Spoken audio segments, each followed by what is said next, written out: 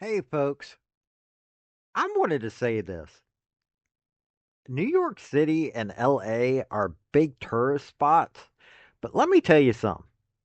You folks going there this summer, they're having their summer of love where they're having another one of those summer of loves where they're trying to destroy everything. I mean, LA, that you've got all these Mexicans, Guatemalans. I mean, you're going to see this. I mean, these folks are waving their flags proudly, saying they don't want to go back to their country, but they want to wave the flags of their country.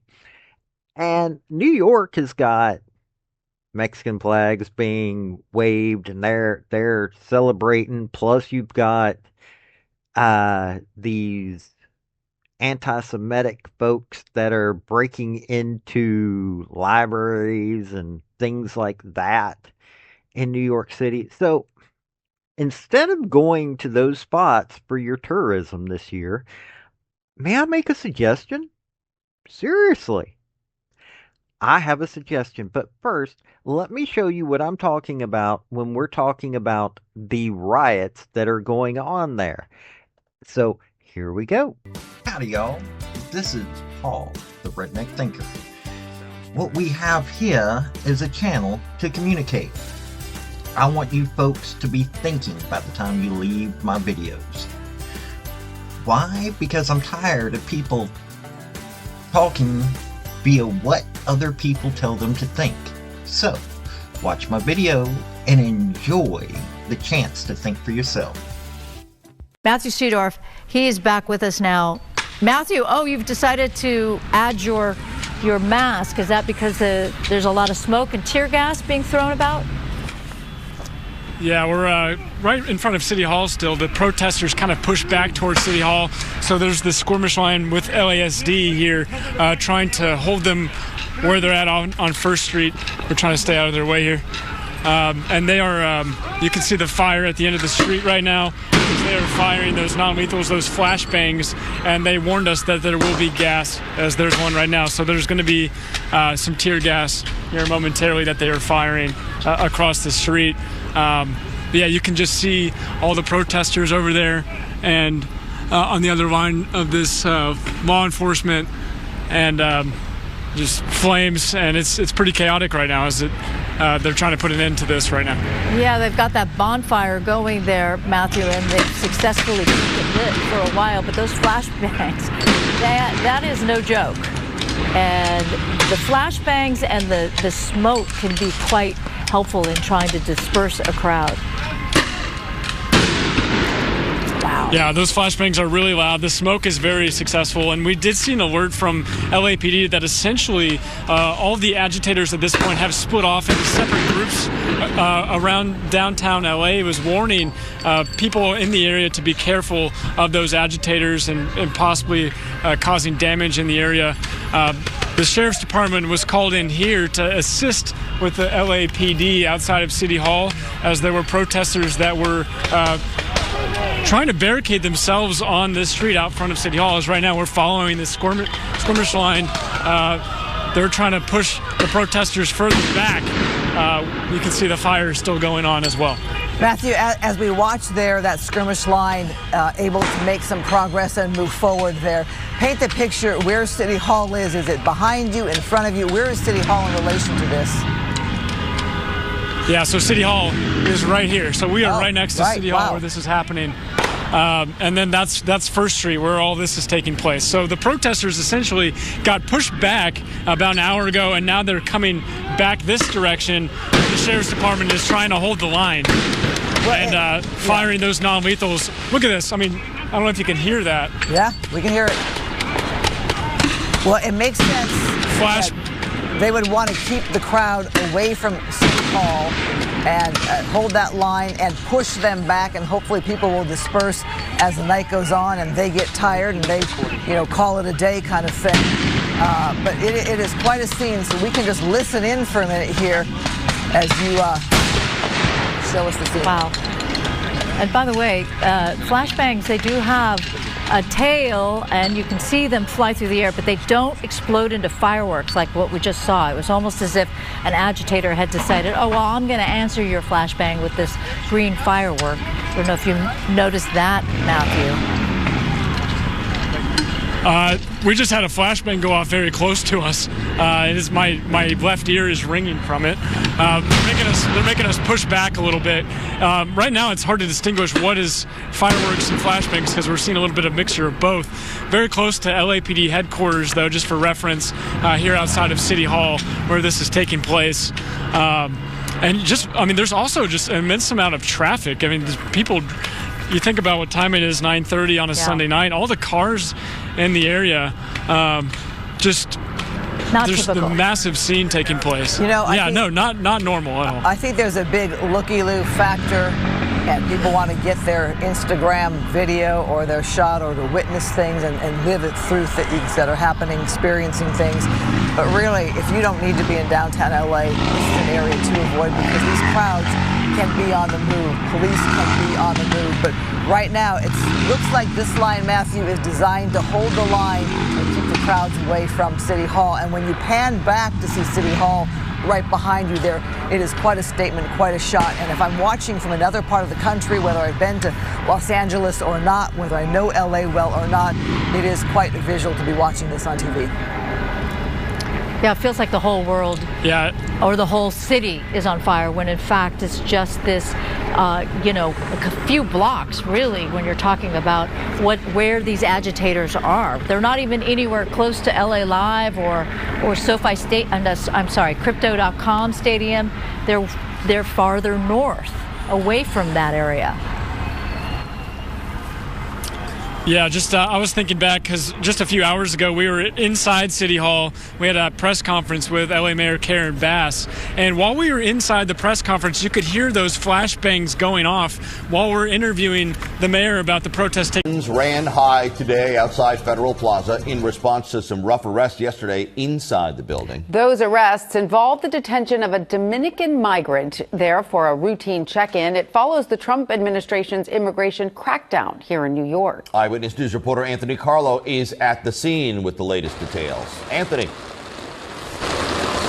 But Joe, Tanya, things have quieted down just a bit, everything but the weather. Obviously, you see this teeming rain at this point. There are still protesters out here, and we're learning that the number of protesters taken into custody by police at this point has grown to roughly 17. That is not an official number yet. It is preliminary. I do want to show you some video of some tense moments earlier during this protest.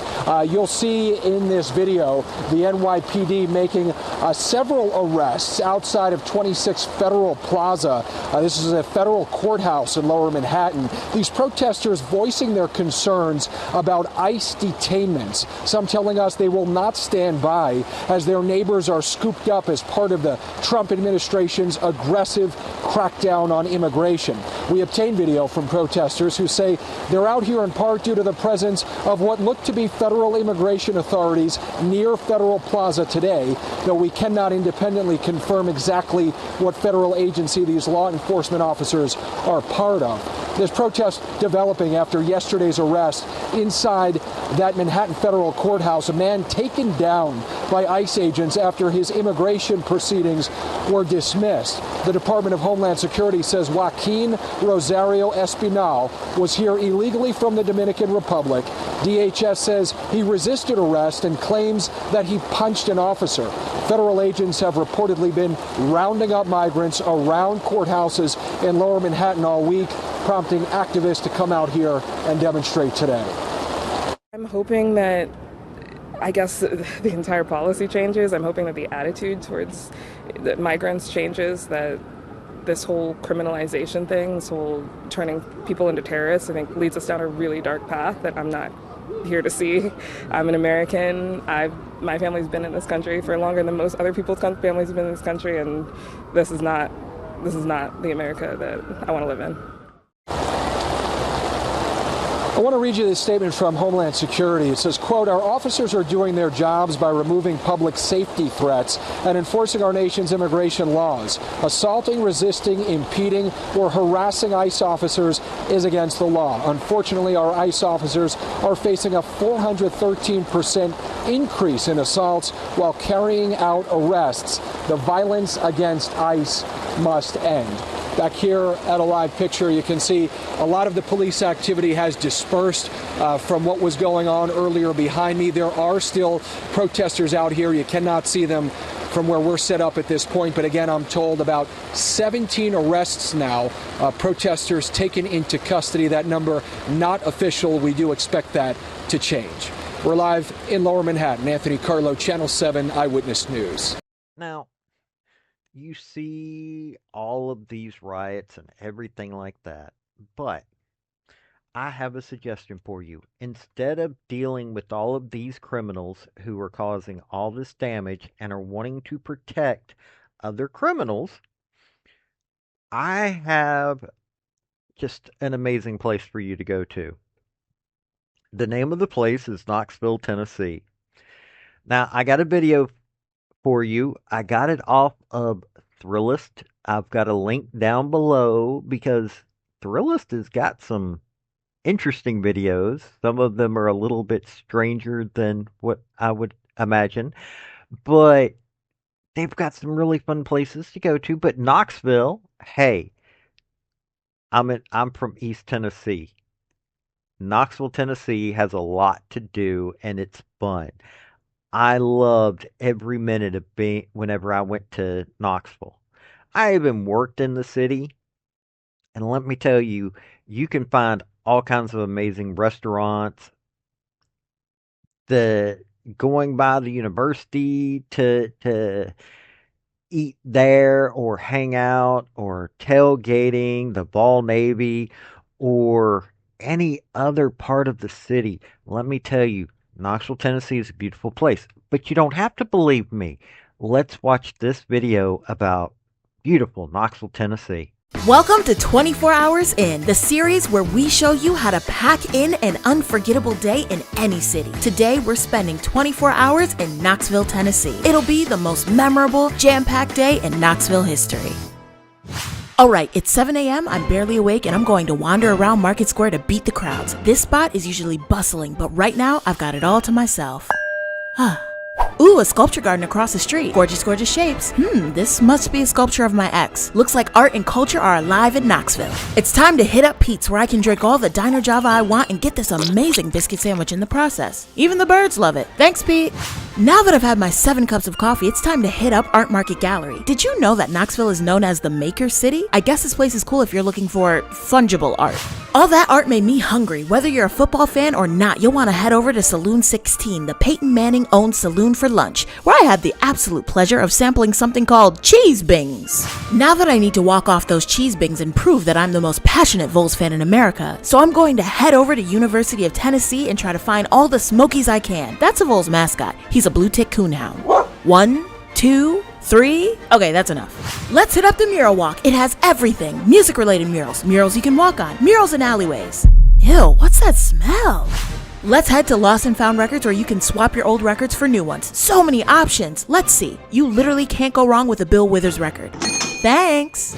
It's time for a beer at Knox Brew Hub. All the beer is local and you can get a colorful flight with a variety of different beers. Wow, watch that growler spin. I'm getting dizzy. It's dinner time. We have a 6 p.m. reservation at Kaizen, a Japanese-style izakaya pub with art from local tattoo artists and an incredible selection of Japanese whiskey. You know I'm getting the pork belly fried rice. I'd love to stay and sample all the whiskey, but I have to get to the Sunset at River Bluff, which has the best view of the Tennessee River in town. What a romantic place to be an accidental third wheel and crash a date. Hey guys, hope it's going well. Time to head back to the city and catch some more spectacular views from 530 Lounge. A cozy outdoor fireplace and a nice cool mule? Sign me up. One more place to hit on the bar crawl. It's time for Brother Wolf. Despite being famous for their Negronis, I went in the lemon sorbet spritz direction because I wanted some dessert in my drink. The next logical step after all these amazing cocktails is putting on some communal shoes and trying my luck on the bowling lanes at Maple Hall. Party of one over here. Ooh, and there's Big Scrabble. I may have had a long day, but I still know how to spell Thrillist. Finally, I must lay my head down for a night of slumber. I definitely got my steps in today. My hotel is called The Graduate and is for ride or die Vols fans like myself. It's practically a shrine to Peyton Manning. Good night, Peyton. Good night, Thrillist. You sure know how to make your day in Knoxville count.